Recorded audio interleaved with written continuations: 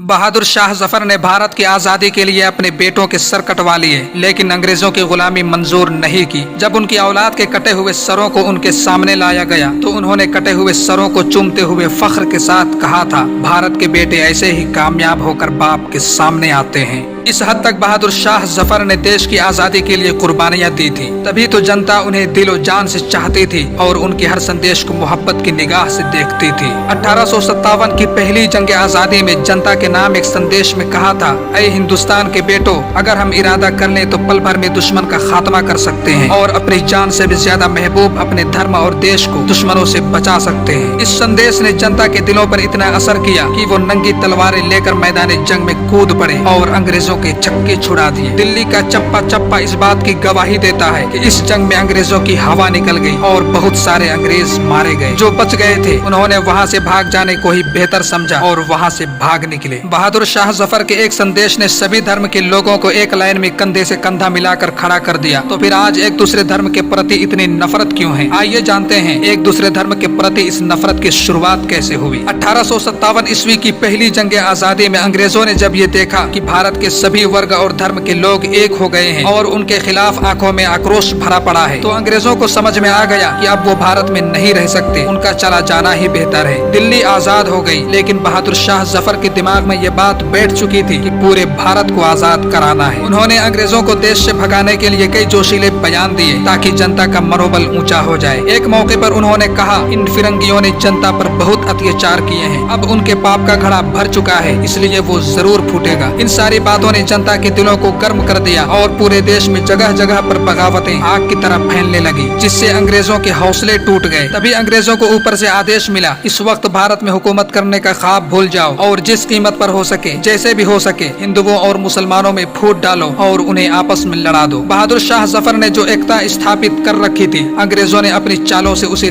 तोड़ डाला। दौलत उन्होंने पानी की तरह बहा दिया और पूरे भारत की एकता को बिखेर कर रख दिया। आखिरकार अंग्रेज अपनी चाल में सफल हो गए। दिल्ली फिर से उनके कब्जे में आ गई। दिल्ली को खूब लूटा गया, लूटकर सारी दौलत अपने देश ले गए। हिंदुस्तानियों को उनके ही देश में कैदी बना लिया गया। बहादुर शाह जफर को भी गिरफ्तार करके दूर रंगून भेज दिया गया। यहीं से आपसी नफरत की शुरुआत हुई, जिसने कल भी नुकसान पहुंचाया था और आज भी नुकसान पहुंचा रही है। नफरत की इस चादर को उतार दीजिए और एक लाइन में कंधे से कंधा मिलाकर खड़े हो जाइए, एक हो जाइए और देश को सशक्त बनाइए।